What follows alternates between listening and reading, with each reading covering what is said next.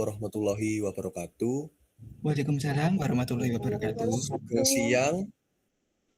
Kula kalian konco-konco saking kelompok gangsal badhe mresentasiaken pengarang wanita sajroning sastra Jawa modern.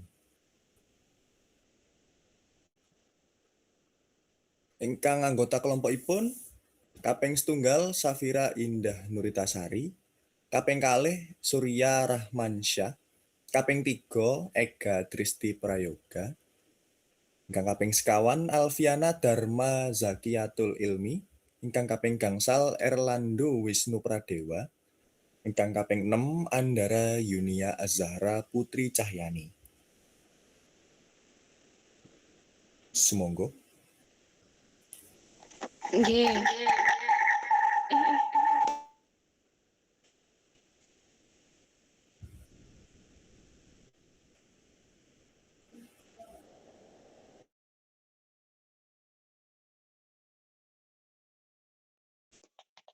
Purwaka. Nggih. Pengembangan sastra Jawa modern ora mung dipengaruhi pangarang lanang, nanging uga pangarang wadon. Wiwit sadurunge Perang Dunia kalih, wis ana wadon sing melu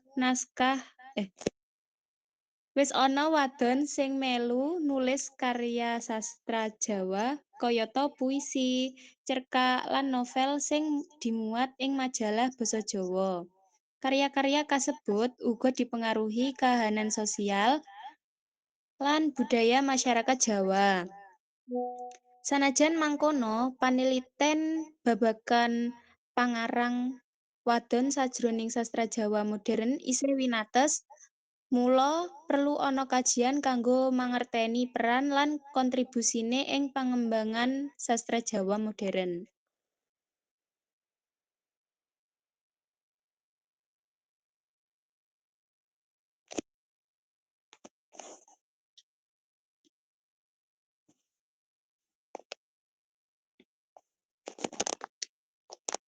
Salanjutipun ingkang dimaksud kalian susastra Jawa modern. Susastra Jawa modern yaiku karya sastra sing ditulis nganggo basa Jawa lan ngrembaka ing jaman modern.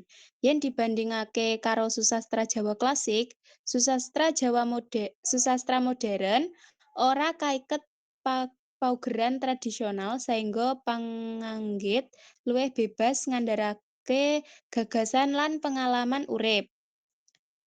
Tema sing diangkat uga luwih maneka warna, kayata masalah sosial, pendidikan, katresnan, lan kahanan urip saben dina. Wujud karyane uga beda-beda kayata cerkak, novel, geguritan modern, lan drama.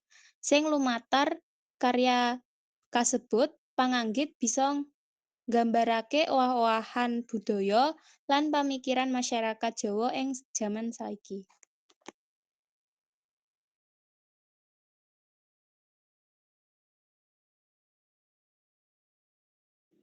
Salajengipun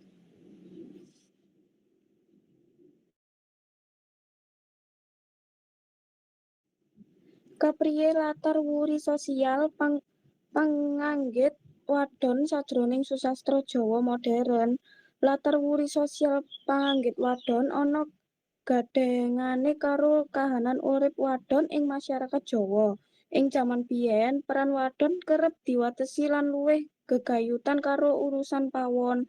Nanging nalika pendidikan saya maju, wadon duweni kesempatan luwih gedhe kanggo sekolah lan ngembangake bakate. Kalebu ing bidang sastra, lumantar karya sastra panganggit wadon bisa nyeritakake pengalaman urip, peran wadon ing kaluwarga, lan masalah sosial uga melu ngrembakake susastra Jawa modern.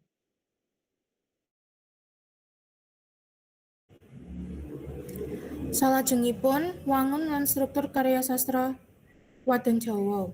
Karya sastra panganggit wanita Jawa modern umume awujud cerkak lan geguritan, amarga wektune luwih fleksibel ing sela-selaning tugas domestik.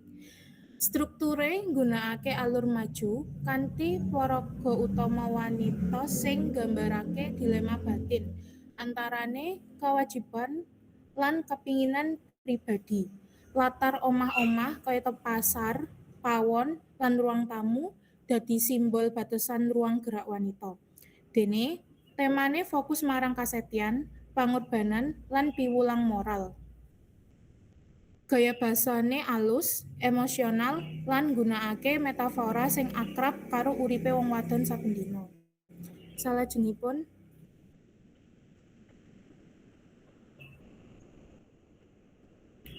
alasan sosiologis kang mengaruhi karya.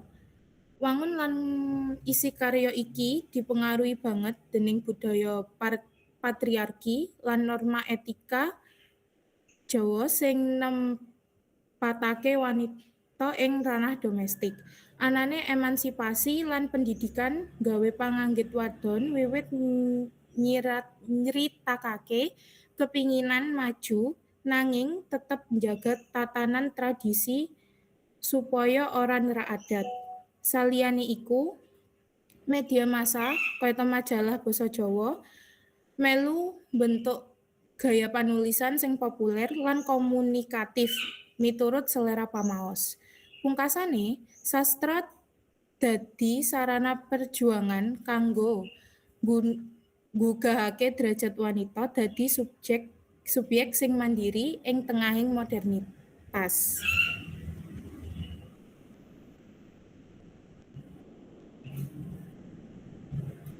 Lajeng wonten tuladha. Tuladha tema cerkak karya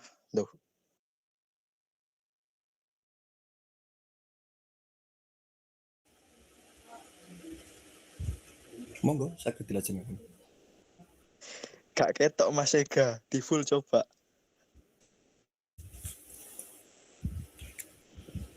Sampun. Tuladha tema cerkak karya Lesmaniasita.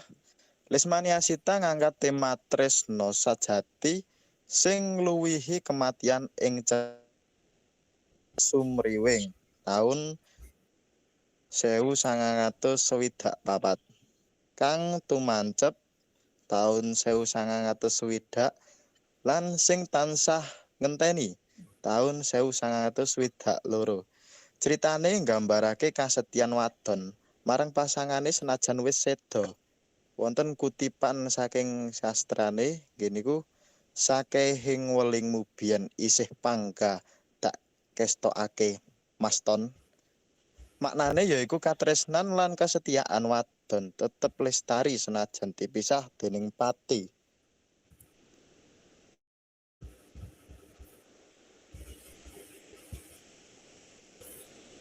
Inggih, kesimpulan saka presentasi kala wau ingkang sampun dipresentaseaken dening kanca-kanca kula saking kelompok gangsal yaiku pangarang wadon duweni perang wigati ing ngrembakane susastra Jawa modern.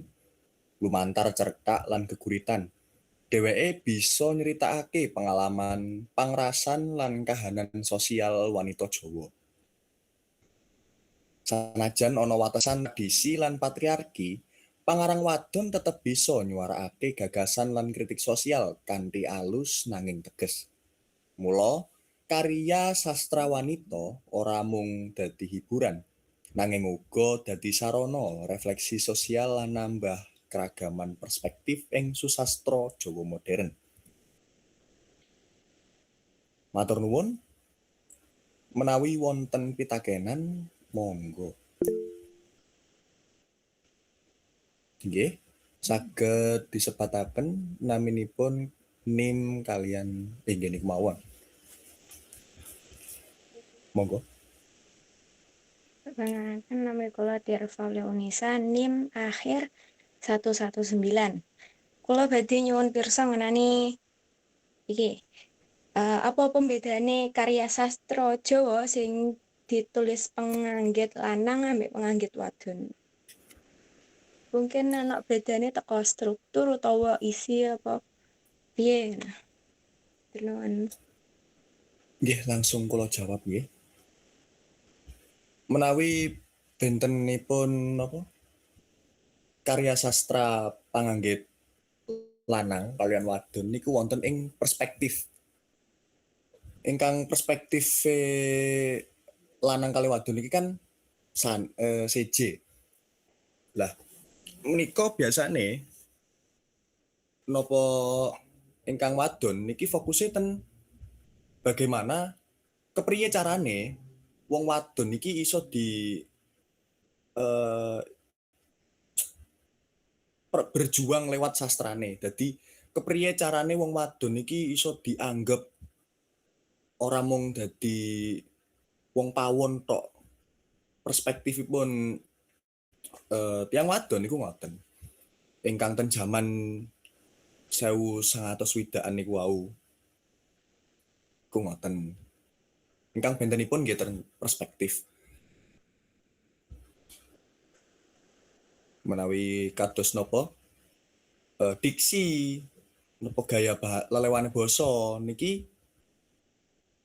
sepemahaman kula niki kathah ingkang sami.